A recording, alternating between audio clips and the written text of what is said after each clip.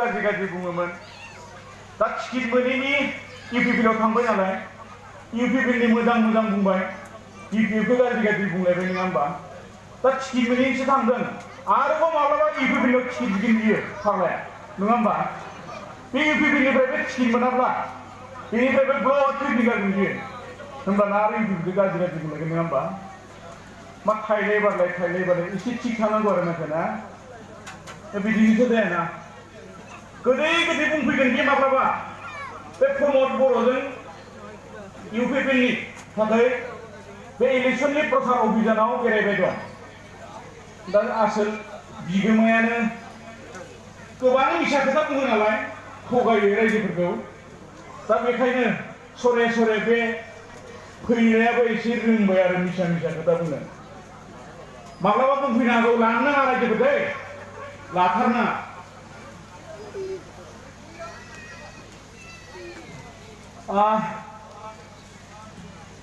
दा इलेक्शना जोंनि बिटिसिनि इलेक्शना जानो थांगासिनो दं थारिखआ जायाखै निश्चय दा बावैनो जागोन बेखायनो आं नोंथांमोनखौ खावलायदों बयबो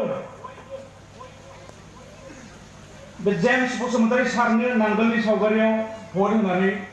देरहासार जाहोनो नोंथांमोनखौ आं खावलायनो फैदों दा बे जायगायाव फैनानै जेनेबा मिसा मिसा खोथा बुंफैगोन प्रमद बर'आ थगायसुलाथार 15 बोसोर जुजिबोबाय बे प्रमद बर'आ इलेक्शननि आगोल आगोल खालि देरहागोन खालि सरकार जागोन खालि देरहागोन खालि सरकार जागोन नाथाय रिजाल्टआव फोद्दा खालामदोंमोन बियो हाग्रामा सारासो सरकारखौ दाबाय थायो नङा होमबा हाग्रामा सारासो सिट जाबाय थायो दा बे नैबेखौ आं बुंनांगोन आंनि न'आ जाबाय बाक्सा डिस्ट्रिक्टनि कक्लाबारि समस्तियाव रायजोफोर बे कक्लाबारि समस्तियाव बिपिएफनि केन्डिडेटआ जाहैबाय हिरेन बर' एनडिपिनि बेनिफ्राय इउपिपिनि केन्डिडेटआ जाबाय प्रमद बर' रायजोफोर प्रमद बर' दा जों सान हर गिदिंदों कक्लाबारि समस्तियाव आवगोलाव नंगौ बे हाजो सेर सेर थानाय बर' गामिफोराव जा एनडिपि भाइफोर थायोमोन नालाय बै समाव इउपिपिएलजों एबसुआथ' थाखाबायानो पिपुल जयेन्ट एक्सन कमिटि एनडिपि भाइफोर बिथांमोना गासिबो दंमोन बेखायनो जोङो बिपिएफआ भटखौ खम मोनोमोन आरो 25%सोल' मोनोमोन देग्लाय जोंनि बे एरियायाव हाजो सेर सेर थानाय जायगाफोराव बे एनडिपिफोर थाग्रा जायगाफोराव बा एनडिपि भाइफोरा बुंबाय जों हाग्रामा सरकारखौनो लाबोनांगौ बिपिएफ हान्जाखौनो देरहाहोनांगौ बिदि होननानै बुंनाय लेखा दिनै बै जायगाफोराव 60% भट मोननो थांबाय दं रायजोफोर 60% आरो बर'नि खोथाया जाहैबाय मा थांनाय 2015 सनाव जेरैबायदि बिथांमोना गोरामोन बिपिएफखौ केम्पेनिं खालामनो होआखैमोन जायगा जायगा थांनो होआखैमोन जुरिमाना सिस्टेम खालामदोंमोन नाथाय देग्लाय बिथांमोननि बे गोरा दिरुंनि खानाया बायस्राजोब्बाय आरो दा गावसोरनो बिपिएफनि केन्डिडेटखौ गावसिनि गामिफोराव लिंलांदों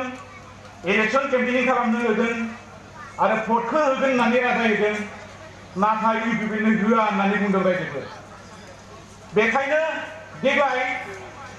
बिपिएफनि बिजाथि बे हिरेन बर' सारा देरहागोना रोखा प्रमद बर'आ मोसौ रायजेननाय होगोन कक्लाबारि समस्तियाव रायजोफोर आं नोंथांमोननो बुंबाय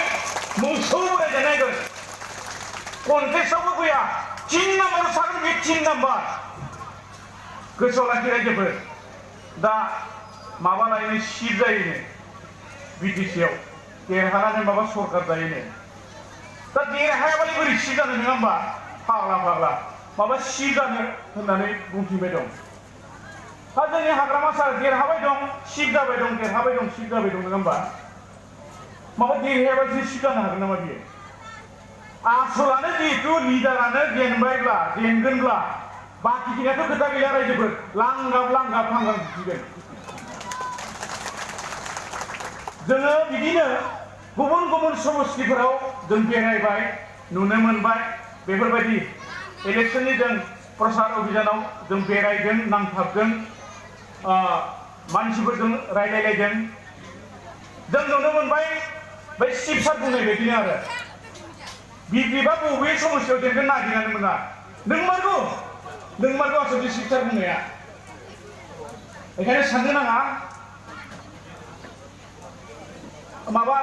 एसे माबा मोनसे जाबानो बमा गावबाय थायो नङा होमबा मा जायोथाय बमा गावबाय थायो दा दावफाना लायै उनाव आसोल बमा गावनो गोनां जिथुनिखि इलेक्शननि रिजाल्ट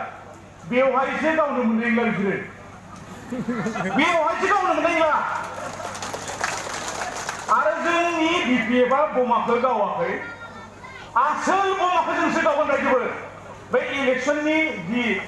काउन्टिंनि रिजाल्ट खालि सरकार दाखालि जोङो ओरैबायदि बमा गावगोन रायजोफोर नङा होमबा आसोल बमाखौ जों गावगोन रायजोफोर दा रायजोफोर बिथांमोना मिसा खोथा बुंफैबाय थायो रायजोफोरखौ थगायो नङा होमबा बे प्रमद बर'मोना बेखायनो लानो नाङा आरो इलेक्शननि सम्पर्कै जाहा आलासिफोरा गोबां बुंलांबाय आरो दंबावो आलासिफोर